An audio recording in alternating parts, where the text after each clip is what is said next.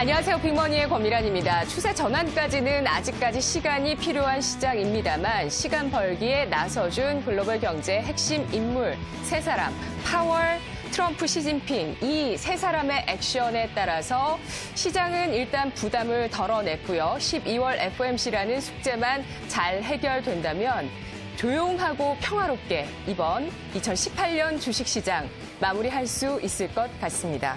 주식시장에 진짜 평화가 다가올 수 있을 것인지 펀더멘털과 무역협상, 금리의 추이에 달려 있겠죠. 12월 1일 G2의 정상회담 이후 따로 기자회견을 하지는 않았지만 이 둘은 그날의 만남의 감효에 대해서 이렇게 이야기를 했습니다. 그 말 속의 단어들 다시 한번 되짚어 보겠습니다.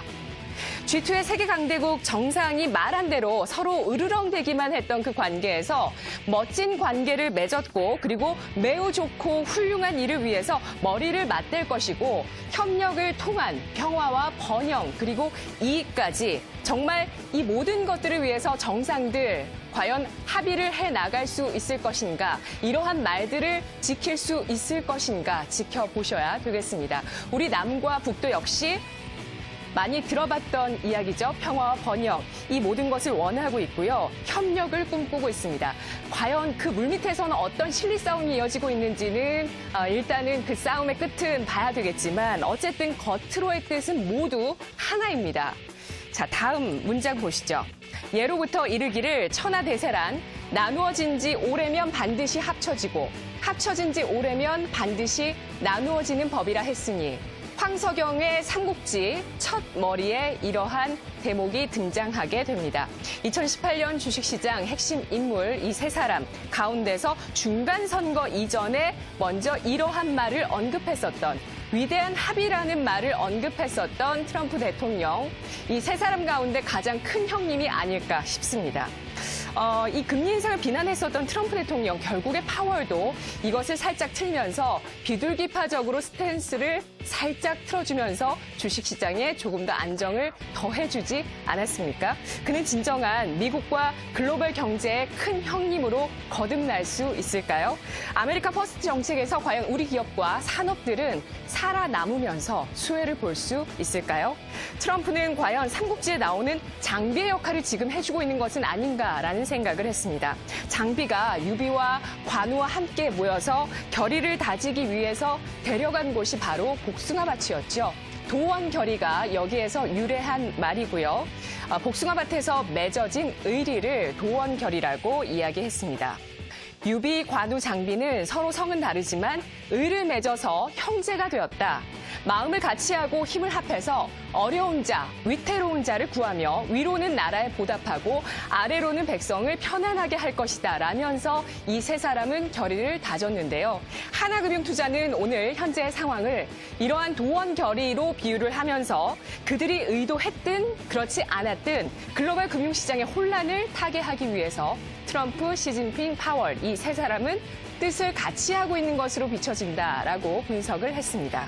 단 의리가 아닌 이해로 엮여진 도원결의라면서 12월 같은 경우는 그동안에 이어졌었던 금융시장의 안전자산 선호 현상에서 좀 벗어나서 위험자산의 반등을 어느 정도까지 기대해 볼 수 있겠다라고 이야기를 했는데요. 이는 단기적인 흐름이라면서 트럼프를 만족시킬 수 있는 실무 협상 타결을 위해서는 중국 쪽에서 시장 개방, 위안화 절상, 4차 산업의 경쟁 포기 같은 이 만만치 않은 것들을 내려놓아야 한다면서 만만치 않은 패권 경쟁을 시사했습니다.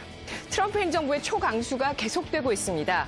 다음 사진 보시죠. 미중 무역협상 대표로 라이트하이저로 이 강경파 인물을 배치하게 되면서 무역談判에 더욱더 힘을 싣고 있는데요. 결론은 90일 이후 2019년 1월 1일로부터 90일 이후 3월 31일까지 나오게 됩니다. 어제 원달러 환율이 10원 이상 급락하면서 원달러 환율 1110원 선까지 떨어졌고요. 오늘 추가적인 하락 1110원선 이탈 시도가 나타나고 있습니다. 원화 강세 구간이죠. 오늘 교보증권에서는 달러 약세는 이미 시작됐다라는 리포트를 제시하면서 2000년 이후에 연준에서 중립금리 이상 금리 수준을 유지했었던 기간에 대해서 이야기를 했습니다. 뉴욕 연준에서 추정하고 있는 현재 미국 자연 이자율을 토대로 한 미국의 중립금리 수준은 3% 내외라고 보고 있는데요.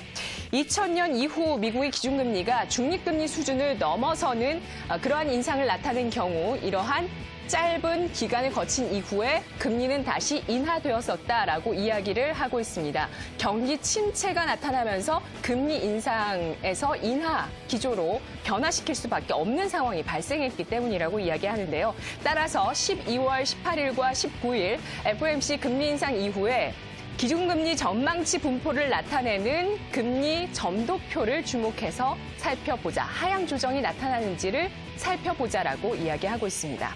연말 전략은 어떻게 수립하는 것이 좋을까요? 앞서서 도원 결의를 이야기했었던 하나금융투자에서는 이 같은 배분 전략을 제시하고 있습니다.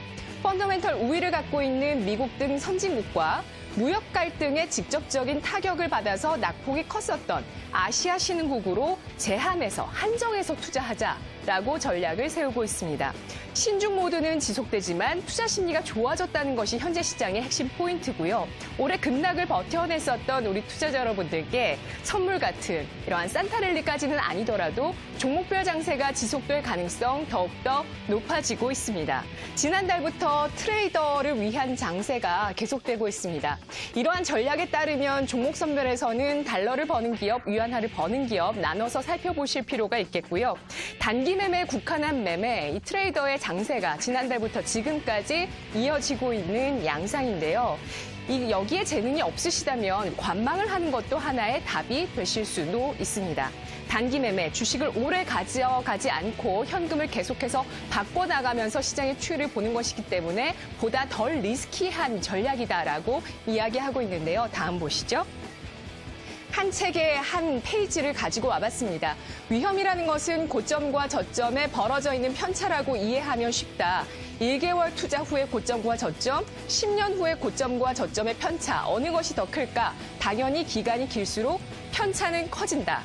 맞습니다. 잃지 않는 투자, 현금 확보를 해나가면서 현재 시장의 방향성, 그 추이를 지켜보면서 시장의 대응 전략 세우셔야 되겠습니다.